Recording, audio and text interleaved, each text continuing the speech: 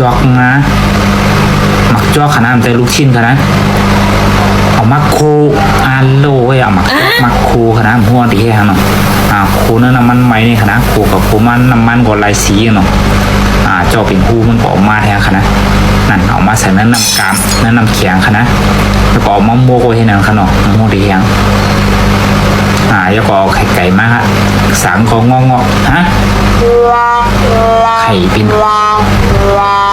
คือหวานค่ะคือค่ะยกพอดอกมาเป็นคือนะคือหวานเนาะยกพอไข่ไก่มาทางดุงมัดดอกนะสักงอกมันก็อันนี้มีสองม้อนขนาดนี้เป็นไข่ตี้ขนาดย่อเปลืองมาเดี๋ยวมันเดี๋ยวเปลืองมาปื้ออาโลเป็นเลี้ยนเป็นไล่เนาะเดี๋ยวมาอย่างที่ถึงมันหยับยกพอไข่ไก่มาทางอันขนาดใส่ในเตามาเฮ็ดย่องมันตีอย่างหัวหนองเฮ็ดย่องมันตีเฮ็ดย่องเนาะมันหมอไหนที่ถึงมันหยับเนี่ยนะ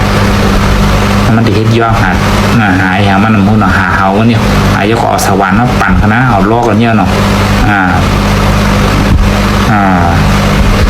ปั่นคณะครับมันเป็นพ่วงเป็นขาวๆจังนะครับเนาะนะครับแล้วก็ไม่เอามันไข่ตีเตามันก็มาใส่ทางกำ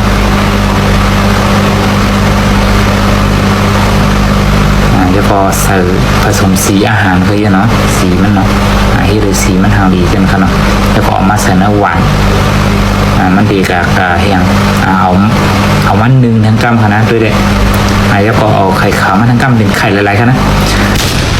เที่ยวมาติดกวางใส่นั่นที่หางกลมหัวหนอมันนำถอกใส่ที่ไหนก็เดียวนะเอาสวรรค์มันอาบทั้งกำโลเฮ้ยที่ถึงมันหยับที่ว่างเดียวดีนะนี่ก็แล้วก็เอากิริยามาใส่ทั้งกำขนาดโมดีแห้งเอาตอนนั้นไม่มันดังกวางเนาะโลเฮ้ยนำขนาดใส่เลยเนี่ยยุ่มๆพวกแร่นอนติดกวางไงเข้าใจมันเนาะแล้วก็เอาอันนั้นมาถอกใส่นักไข่ขาวนะคะนะแล้วก็เอาสว่านมาตาบแป้งกำไอ้พอสินพอสารเยอะเนาะแล้วก็เอามาใส่ดังหรืออันที่มันหนึ่งมือเองค่ะนะ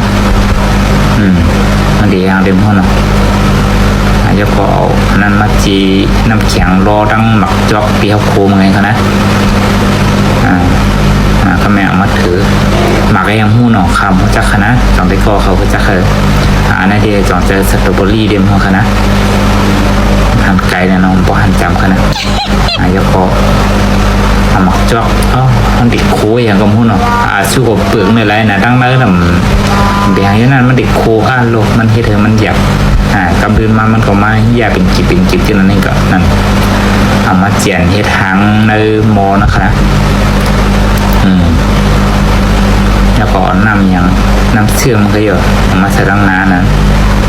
มันดีที่ตรงนี้ใส่ตู้เย็นยาวเขานะด้วยสีสันเนี่ยเข้มนะมันขมุนมันเกิดมันขนมเค้กนะสีสันเนาะเฮ็ดง่ายๆก็ขาไข่ลายๆค่ะเนาะไข่ลายๆเขามีหมักไม่ทางนางดีรอดๆเนาะแต่ก็เลยใครเฮ็ดจำด้วยก็จำด้วยอะไรค่ะนะฝากกดไลค์กดแชร์กดติดตามปัญญามาจากจ้องค่ะนะยินจงกูก็ค่ะที่กดติดตามมาในคณะที่ปัญญามาค่ะเนาะไม่สมค่ะ